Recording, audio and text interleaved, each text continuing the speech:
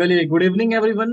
तो आज अगेन हम एक न्यू टॉपिक के साथ बेटा स्टार्ट करते हैं आज की class, that is supply of money. चलिए, बिफोर डिस्कसिंग दिस कॉन्सेप्ट आपके साथ कुछ बेसिक बेसिक बातें डिस्कस करी जाएं। सप्लाई ऑफ मनी, इसमें दो बातें हैं, दो वर्ड छुपे हुए हैं बेटा इसमें। एक तो सप्लाई और दूसरा मनी। इसमें दो वर्ड्स हैं बेटा, सप्लाई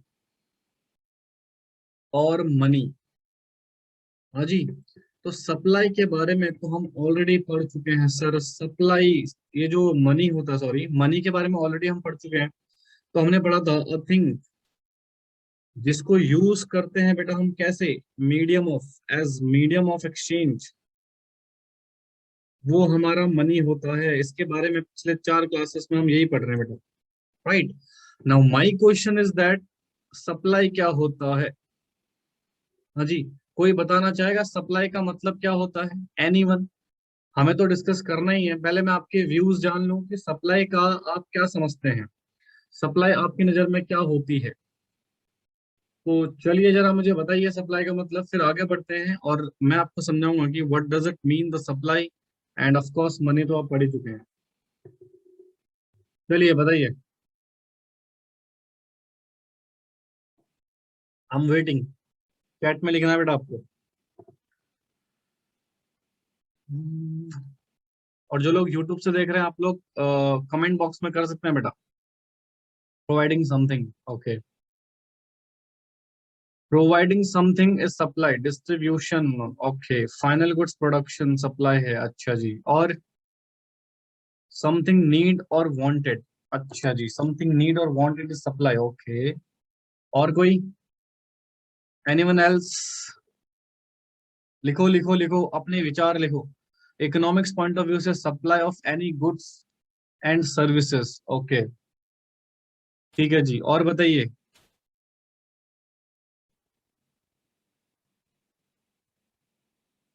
क्या हो गया भैया? बताते काहे नहीं हो? Ready to issue in market, क्या इशू कर रहा है भाई?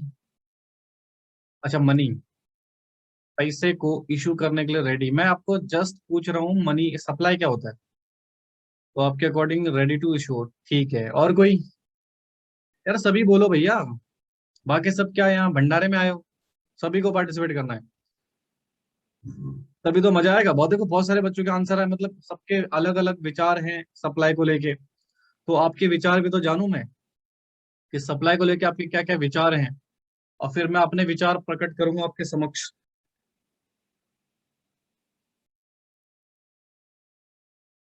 चलिए, आपके विचार मुझे समझ में नहीं आए। Any goods which are ready to sell in market is supply, okay. Specific goods और service that is available to consumer, okay. अच्छा, मुझे एक छोटा सा कॉन्सेप्ट बताइएगा। आपने पढ़ा हुआ है ना stock and flow, chapter number 1, macro economics, याद है ना? पढ़ाया था, लास्ट टॉपिक था ऑलमोस्ट ये बेटा हमारे चैप्टर नंबर 1 में, जहां पर हमने फ्लो और स्टॉक पढ़ा था। तो जरा कोई मुझे बताएगा, हमारी सप्लाई स्टॉक है या फ्लो है? हमारी जो सप्लाई है वो बच्चे स्टॉक है या फ्लो है? हाँ जी, एनीवन? एक बच्चे का आंसर आया फ्लो, दो का आया फ्लो, दो, तीन का flow, okay. Flow, flow, flow. अभी तक आंसर फ्लो आ रहा है। Preeti stock, flow, flow, flow, flow. यानी कि सभी लोग जा रहे हैं फ्लो की तरफ, कि flow, supply is a flow concept, है ना? बस एक ही स्टूडेंट्स ने बोला है सप्लाई जो है वो स्टॉक कॉन्सेप्ट है। अब जरा ध्यान से सुनेंगे कि एक्चुअल में सप्लाई है क्या। बेटा सप्लाई फ्लो नहीं होता, ठीक है। सप्लाई एक स्टॉक कॉन्सेप्ट है। नलायको, सप्लाई का मतलब क्या होता है जनरली, एक पर्टिकुलर पॉइंट ऑफ टाइम पे, जरा ध्यान से सुनिएगा, एक पर्टिकुलर पॉइंट ऑफ टाइम पे, ऑफ टाइम पे किसी चीज की अवेलेबिलिटी, किसी चीज की अवेलेबिलिटी क्या सप्लाई कहलाती है? सर मार्केट में 1,000 गुड्स अवेलेबल हैं, सप्लाई है।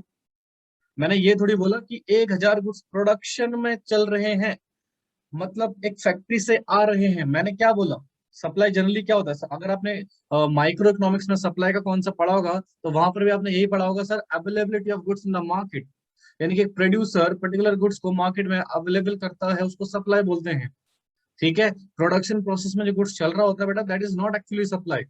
समझ रहे हो, सप्लाई का बेसिक मीनिंग क्या है, टोटल मार्केट में गुड्स एंड सर्विसेज कितना अवेलेबल है, दैट इज कॉल्ड सप्लाई। अब जरा ध्यान सुनना, अवेलेबिलिटी सर इसका मतलब यहाँ पर जनरली मान लो मैंने बोला 1000 गुड्स, अभी 1000 गुड्स की क्वांटिटी मार्केट में अवेलेबल है बेटा, पर्टिकुलर पॉइंट ऑफ टाइम पे एक क्वांटिटी को मेजर करा जाता है तो उसको क्या बोलते थे, स्टॉक।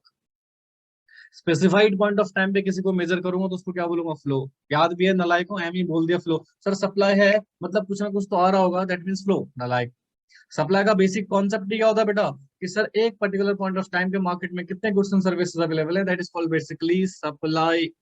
तो availability at point of time 1000 goods, that is called stock concept. तो हमारा जो सप्लाई होता है वो स्टॉक कॉन्सेप्ट होता है। इसका मतलब सर ये बात है, ध्यान सुनना, अगर मैं इस पॉइंट से बात करूं तो इस पॉइंट से एक छोटा सा कॉन्सेप्ट निकल कर आता है सर, इसका मतलब लोगों के पास पूरे भारत में एट प्रेजेंट जो पैसा पड़ा है इन इन फॉर्म ऑफ कैश और in form of bank deposit, right, यानी कि जो अवेलेबल है, अभी नया आया नहीं है, जो एट प्रेजेंट अवेलेबल है, टोटल मनी सप्लाई कॉल्ड। समझ, money supply is stock concept. यानी कि हमारे भारत में जितने भी लोग रहते हैं सबके पास जो पैसा है कैश के फॉर्म में या फिर उनके बैंक अकाउंट में जो डिपॉजिट है कैश डिपॉजिट के फॉर्म में जो पैसा है, उस टोटल सम ऑफ उस टोटल पैसे को मैं जोड़ दूंगा और जो भी अमाउंट निकल कर आएगा that is my supply of money. वो है बेटा मेरा सप्लाई ऑफ मनी। समझ रहे हो, अभी यहाँ भी एक छोटा सा concept, sir supply of money क्या है, स्टॉक कॉन्सेप्ट है बच्चे, क्या है ये, स्टॉक कॉन्सेप्ट है। समझे, ये बेसिक बातें क्लियर हुई आपके। हाँ जी बच्चे बोलिए फटाफट से प्लीज। अभी तो हमें इसे काफी डिटेल में पढ़ना है, पहले मुझे बताओ कि छोटी छोटी बातें क्लियर हुई आपको। इतनी देर से क्या बता रहा था, स्टॉक क्यों है बेटा मैं, इतनी देर से क्या मैं कुछ और बता रहा था आपको, या स्टॉक के बारे में बता रहा था स्टॉक क्यों है। आई थिंक इतनी देर से मैं यही बता रहा था कि सप्लाई स्टॉक क्यों है। नालायक, क्या सुन रहे हो, कंसंट्रेशन नहीं है क्लास में। फ्रॉम लास्ट 8 मिनट्स मैं आपको क्या समझा रहा हूँ, स्टॉक ही तो समझा रहा हूँ कि स्टॉक क्यों है। ठीक है भाई, तो स्टॉक इसलिए है क्योंकि हम इसको मेजर करते हैं at a particular point of time, at a particular point of time जिस भी क्वांटिटी को मेजर किया जाता है वो स्टॉक कहलाती है। ठीक है भैया, अब जरा ध्यान से सुनेंगे इसका, अगर मैं कॉन्सेप्ट की बात करूं तो ये कहता है supply of money, supply of money is a stock concept. Supply of money क्या है बच्चे, स्टॉक कॉन्सेप्ट है। क्या है बच्चे, स्टॉक कॉन्सेप्ट है।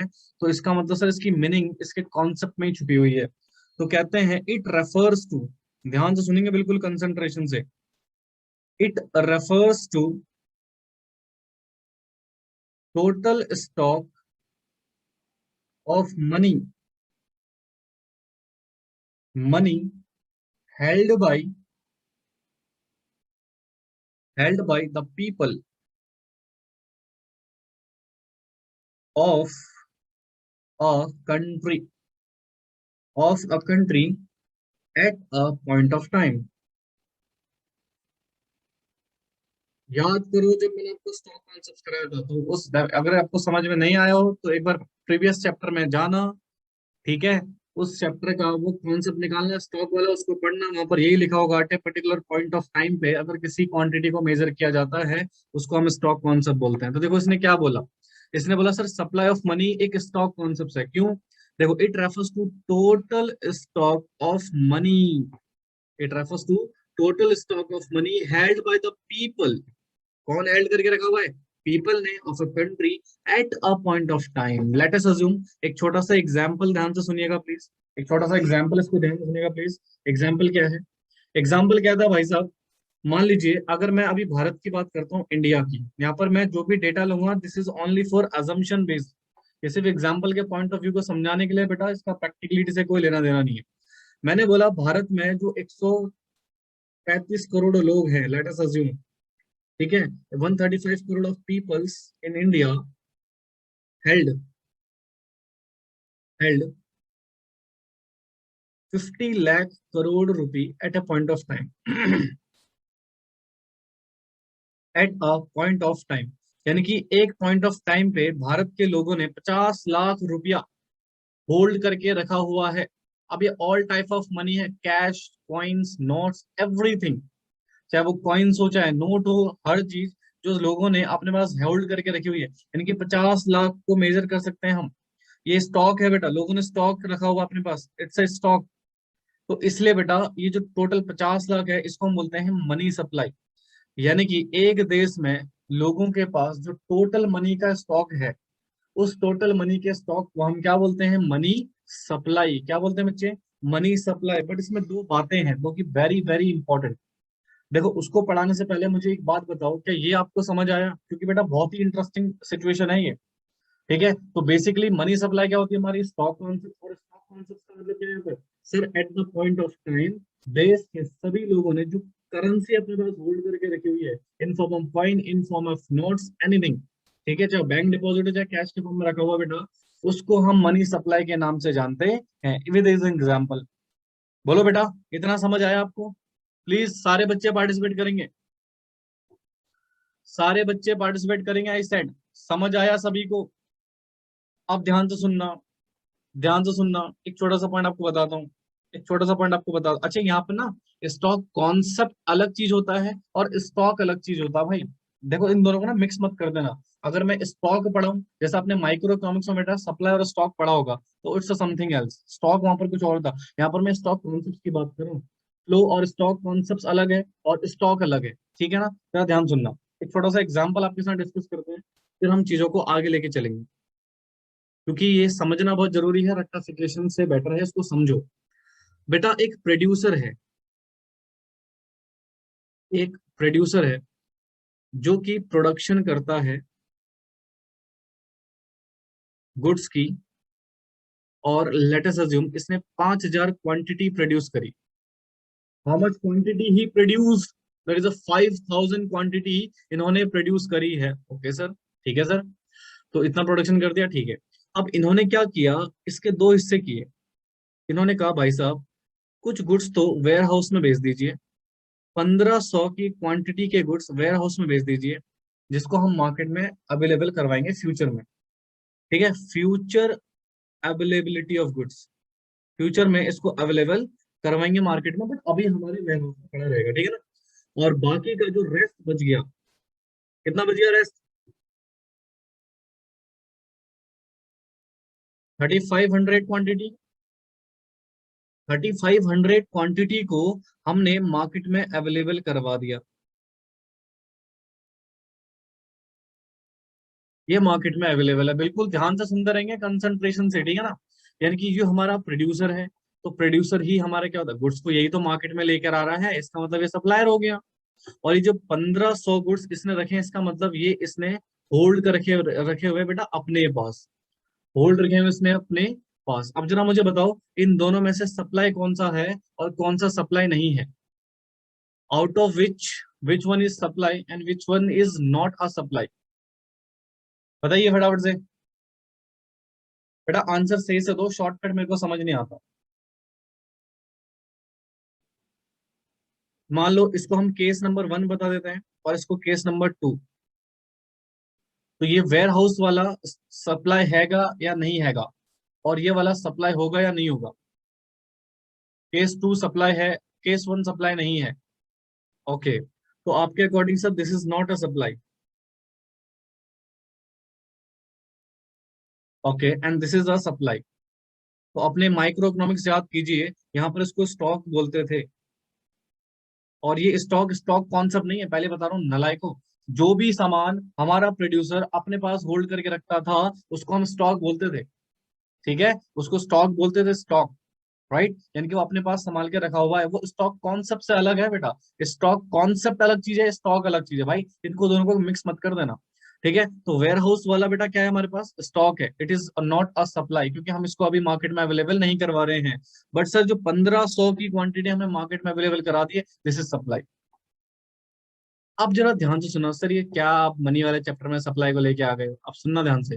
अब बेटा इस प्रोड्यूसर को, अच्छा मुझे बताओ भारत में मनी सप्लाई कौन करता है अभी तक जितना आपने पढ़ा हुआ है?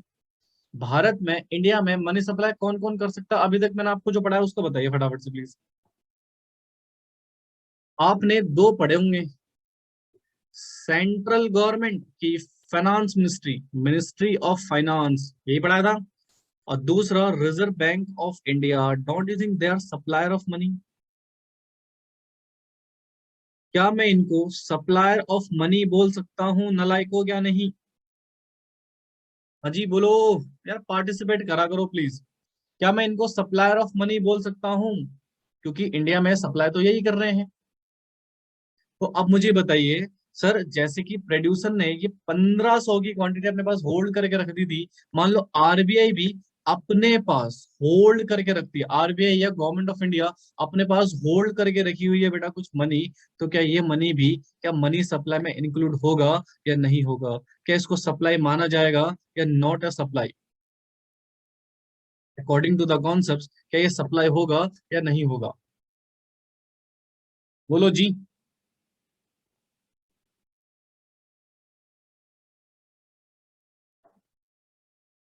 क्या हो गया?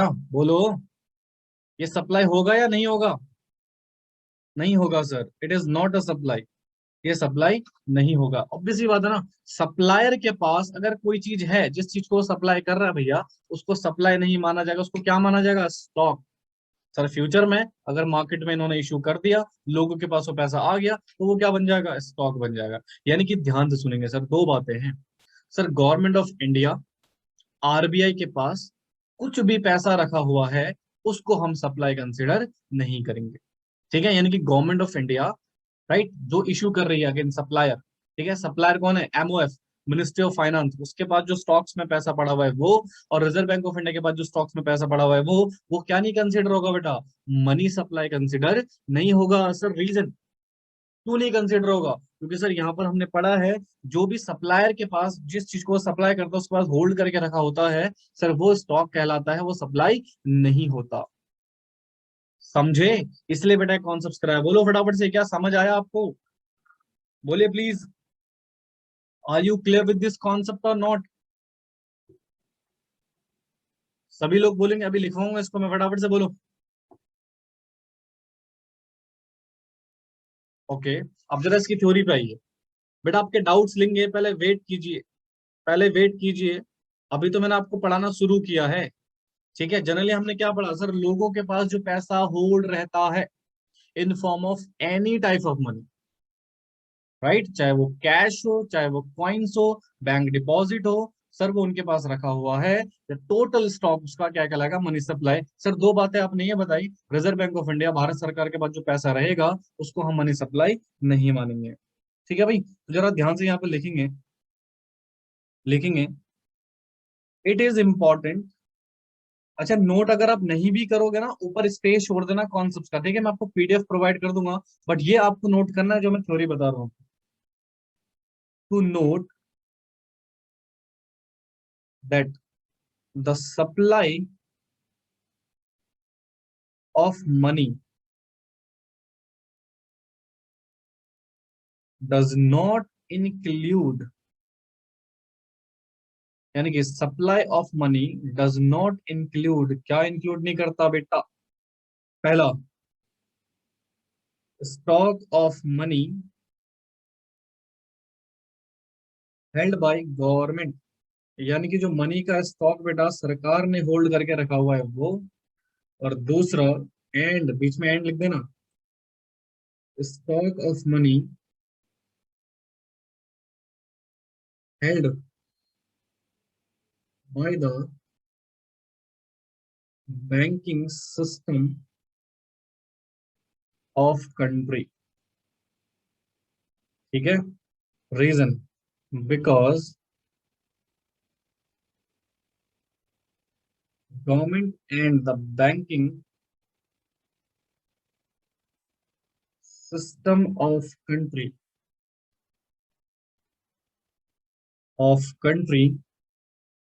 are supplier of money.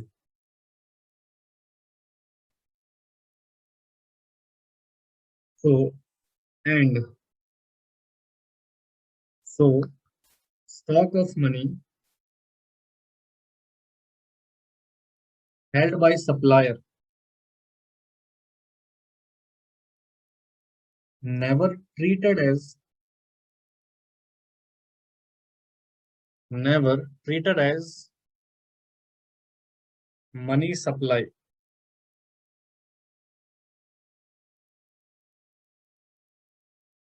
Money supply.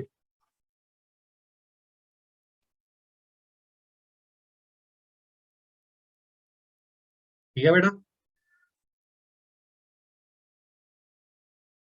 तो this is the basic situation. ये कहता है भैया पहले तो इन्होंने बोला कि जो पैसा लोगों के पास है, जो मनी लोगों के पास लोगों ने होल्ड करके रखे बेटा, वो उसका स्टॉक क्या है बेटा, मनी सप्लाई है। क्या है, मनी सप्लाई है। फिर उन्होंने एक इंपॉर्टेंट बात बताई कि भैया जो मनी सप्लाई है उसमें दो बातें इंक्लूड नहीं होंगी, सरकार के पास होल्ड पैसा, और दूसरा जो पैसा बैंकिंग सिस्टम यानी कि रिजर्व बैंक ऑफ इंडिया के पास होल्ड है बेटा बैंकिंग सिस्टम में, उस पैसे को बेटा हम क्या नहीं मानेंगे, मनी सप्लाई नहीं मानेंगे। उसका रीजन क्या बताया बेटा इन्होंने, कि जो बैंक और ये जो हमारी गवर्नमेंट है वो सप्लायर ऑफ मनी होती है, और जो भी सप्लायर के पास स्टॉक में मनी होगा बेटा, वो कभी भी बेटा मनी सप्लाई ट्रेड नहीं होता, वो स्टॉक कहलाएगा, that is not a money supply.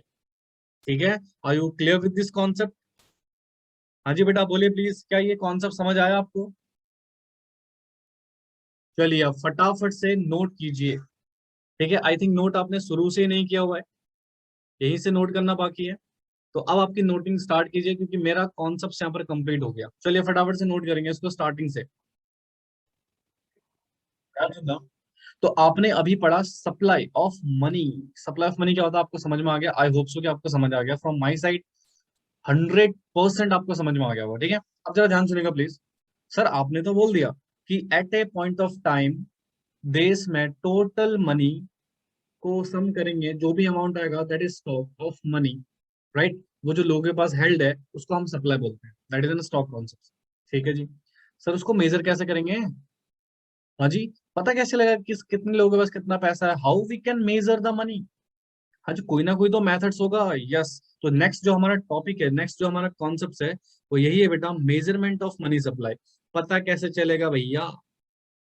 Measurement of money supply या supply of money what ever. ठीक है ना, मनी सप्लाई या सप्लाई ऑफ मनी आप कुछ भी लिख सकते हैं, मनी सप्लाई लिख रहा हूं मैं यहाँ पे। ठीक है जी। तो सर यहाँ पर कहते हैं मेजरमेंट ऑफ मनी सप्लाई। अब जरा ध्यान से सुनेंगे, कितने मेथड्स हैं जो हमें बताते हैं कि देश में कितनी मनी सप्लाई प्रेजेंट है at a point of time. तो कहते हैं अगर मैं भारत की बात करूं, in India, in India there are four alternative, four alternative measures of money supply. ठीक है, popularly known as, popularly known as, चार तरह की सिचुएशन है बेटा यहाँ पर हमारे पास। पहला मेजरमेंट को हम बोलते हैं M1 मेजरमेंट,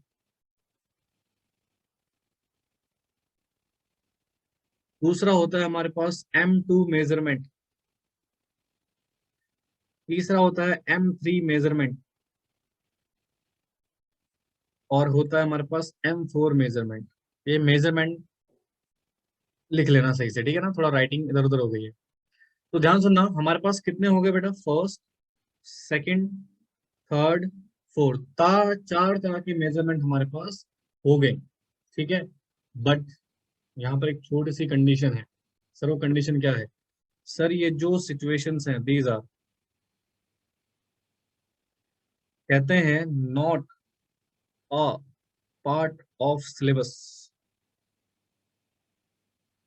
ट्वेल्थ में आपको ये तीन तरह के मेजरमेंट्स नहीं पढ़ाए जाएंगे, M2, M3, M4। तो सर कहाँ पढ़ेंगे इसको हम? इसको हम पढ़ेंगे बीकॉम में। बीकॉम में बेटा जब आप मैक्रो इकोनॉमिक्स को डिस्कस करेंगे बेटा, वहां पर आपको पढ़ाया जाएगा M2, M3, M4। ठीक है ना, और जो M1 है ये हमें पढ़ना है जी, it is a part of syllabus, part of syllabus. और यहाँ पर हम देखेंगे कि किस तरीके से इन्होंने सप्लाई को कैलकुलेट करने के तरीका बता रखा है। बहुत सिंपल तरीका है, बहुत ही सिंपल तरीका है, बहुत आसान है बेटा। राइट। तो इसमें आई थिंक समझाने समझने वाली कुछ बात तो है नहीं। भारत में अगर देखा जाए तो 4 अल्टरनेटिव तरीके हैं मनी सप्लाई को मेजर करने के। दर इज नॉन पॉपुलरली इनको बोला जाता है M1 measurement, M2 measurement, M3 measurement, M4 measurement. M2, M3, M4 are not a part of syllabus, यानी कि 12th क्लास में आपको ये 3 तरह के मेजरमेंट्स नहीं पढ़ाए जाएंगे। यानी कि M1 मेजरमेंट ही हम सिर्फ पढ़ने वाले हैं, तो अब हम इसको एक्सप्लेन करेंगे M1 मेजरमेंट को काफी डिटेल में। ठीक है बच्चे, चलिए फटाफट से इसको नोट कीजिए बेटा, फिर हम वन बाई वन सॉरी इस फर्स्ट कॉन्सेप्ट को डिटेल में डिस्कस करते हैं। ठीक है, चलो फटाफट से नोट करो जल्दी से।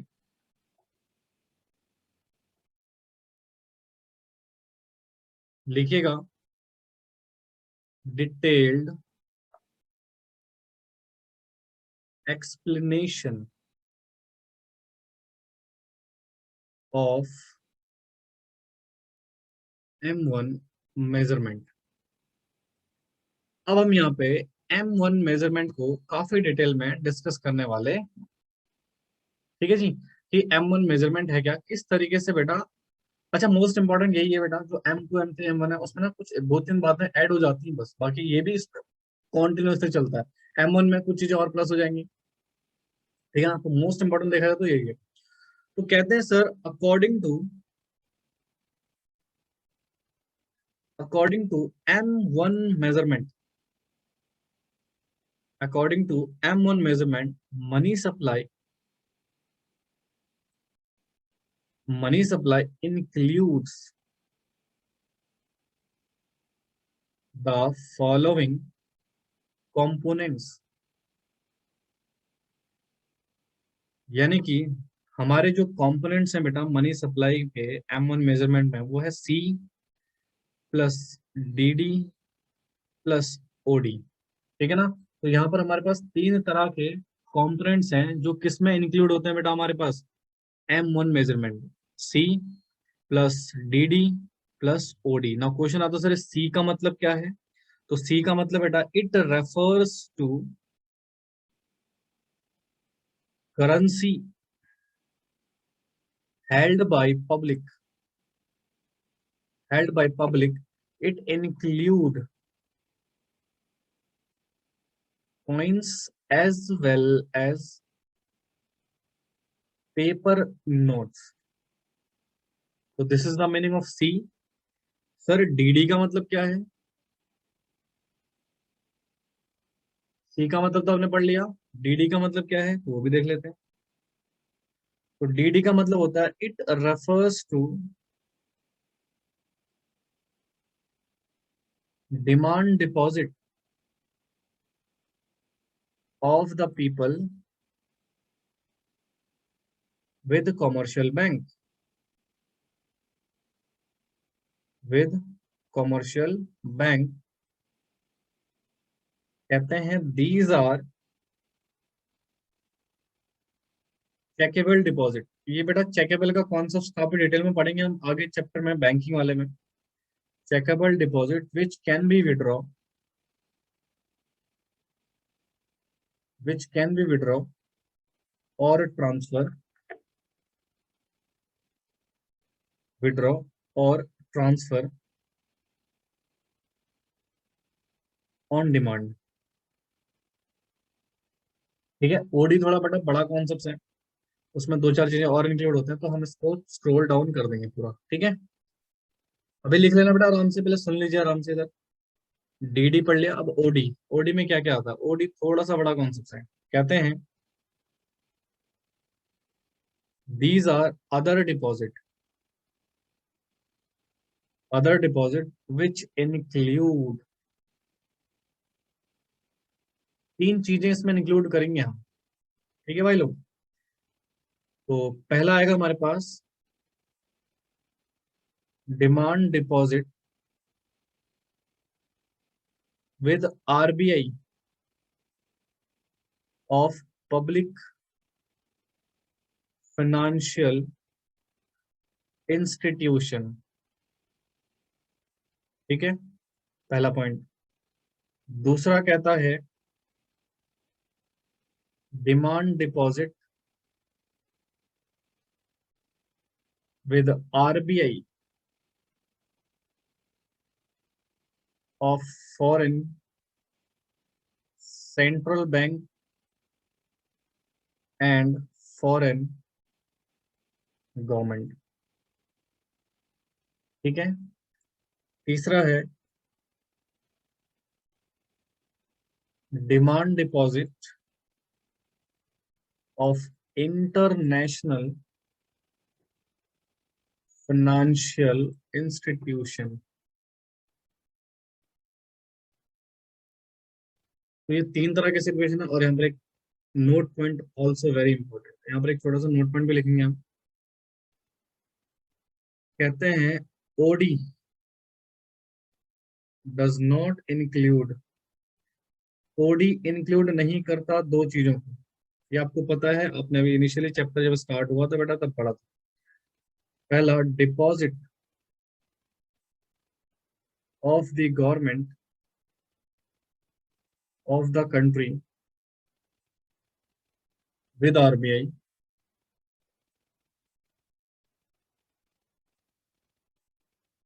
with RBI, and deposit of the country's banking system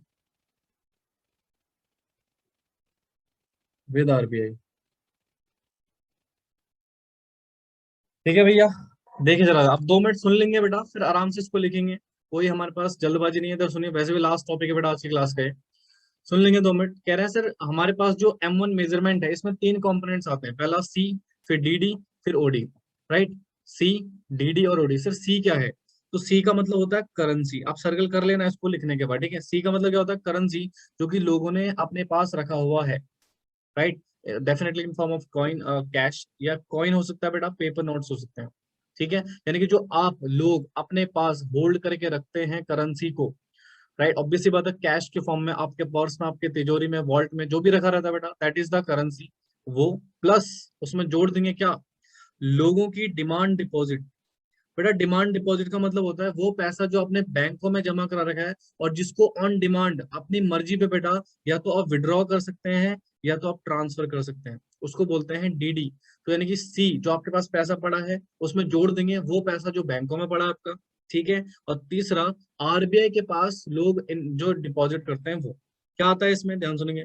OD कहते हैं अदर डिपॉजिट्स होते हैं। अदर डिपॉजिट्स में क्या क्या इंक्लूड होता है? पहला, demand deposit. Again demand deposit जहां पे लिखा होगा समझ जाना, ये पैसा ऑन डिमांड विड्रॉ किया जा सकता है और ट्रांसफर किया जा सकता है। किसके पास किया है जमा? आरबीआई के पास। किसने किया है? पब्लिक फाइनेंशियल इंस्टीट्यूशंस ने। आपने एक कॉन्सेप्ट पढ़ोगे जाके नाबार्ड का, एक कॉन्सेप्ट आपको पढ़ाऊंगा बेटा इंडियन इकोनॉमी का। नाबार्ड का एक फाइनेंशियल इंस्टीट्यूशन है, पब्लिक। अभी ना सिर्फ इसका ऐसे समझ लेना कि कुछ है, इंस्टीट्यूशन है कुछ, इसके डिटेल में आगे पढ़ाऊंगा मैं आपको। पब्लिक फाइनेंशियल इंस्टीट्यूशन क्या होते हैं, एक तरह की कंपनीज होती है बेटा, तो डिपार्टमेंट्स भी हो सकता है। तो नाबार्ड एक तरह का बेटा इंस्टीट्यूशन है, पब्लिक इंस्टीट्यूशन। ये अपना पैसा किसके पास जमा करा रहा है? आरबीआई के पास। वो पैसा जो वो डिमांड कर सकता है विड्रॉ और ट्रांसफर के लिए। या फिर विदेश का कोई सेंट्रल बैंक या सरकार, विदेश की सरकार आरबीआई के पास कुछ पैसा जमा करा रही है, वो अदर डिपॉजिट में आएगा। या फिर इंटरनेशनल फाइनेंशियल इंस्टीट्यूशन, जैसे आईएमएफ का नाम सुना होगा आपने, इंटरनेशनल मॉनेटरी फंड, आपने वर्ल्ड बैंक का नाम सुना होगा। अगर इन्होंने बेटा अपना कुछ demand deposit reserve bank of India के पास जमा करा रखा होगा, वो अदर डिपॉजिट में इंक्लूड होता है। सर अदर डिपॉजिट में दो बातें इंक्लूड नहीं होती। पहला, सर जो स्टार्टिंग में आपने पढ़ा था, सरकार का कुछ पैसा अगर आरबीआई के पास है वो, या फिर बैंकिंग सिस्टम का कुछ पैसा आरबीआई के पास है वो, ये दोनों चीज बेटा इंक्लूड नहीं होती, बाकी सब चीज इंक्लूड होता है। ठीक है, एक बार फटाफट से रिकैप करते हैं, इसको ध्यान सुनेगा प्लीज। सर सी का मतलब करेंसी जो लोगों के पास होल्ड है बेटा, in form of coins, in form of paper notes. दूसरा, लोगों का पैसा जो कमर्शियल बैंकों में जमा है, लोगों का पैसा जो कमर्शियल बैंकों में जमा है in form of demand deposit, जिसको किसी भी टाइम बेटा आप क्या कर सकते हैं? विड्रॉ कर सकते हैं, ट्रांसफर कर सकते हैं ऑन डिमांड। अदर डिपॉजिट में तीन चीजें। सर पीएफआई का पैसा, पब्लिक फाइनेंशियल इंस्टीट्यूशन का पैसा किसके पास है? आरबीआई के पास। सर किसी फॉरेन सेंट्रल बैंक, किसी फॉरेन गवर्नमेंट का पैसा किसके पास है? आरबीआई के पास। सर तीसरा, सर इंटरनेशनल फाइनेंशियल इंस्टीट्यूशन का पैसा किसके पास है? आरबीआई के पास। इसको हम लेंगे अदर डिपॉजिट में। ठीक है, इसको किस में लेंगे मैडम? अदर डिपॉजिट में। और नेक्स्ट आता है हमारे पास अदर डिपॉजिट में क्या इंक्लूड नहीं होगा? तो अदर डिपॉजिट में इंक्लूड नहीं होता दो चीज, सरकार का पैसा आरबीआई के पास और बैंकिंग सिस्टम का पैसा आरबीआई के पास, ये अदर डिपॉजिट में इंक्लूड नहीं होता। तो this is the complete concept of M1 measurement. I hope so बेटा आपको समझ आया होगा। ठीक है, इसको फटाफट से नोट कर दीजिए। With this today class is over. इसको फटाफट से नोट कर लो बेटा।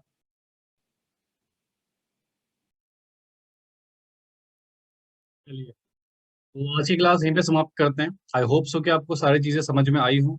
एंड अगर आपको चीजें समझ आई हैं तो प्लीज इस वीडियो को शेयर कीजिए जितना आप कर सकते हैं। And also subscribe the channel for more videos. मैं आपके लिए ऐसी बहुत सारी वीडियोस लाता रहूंगा। तो प्लीज कीप सपोर्टिंग, और इस चैनल को जितना हो सके उतना सब्सक्राइब कीजिए, और जितना हो सके उतना शेयर कीजिए ताकि आप दूसरों की भी मदद कर सकें। Thank you very much, take care, bye bye.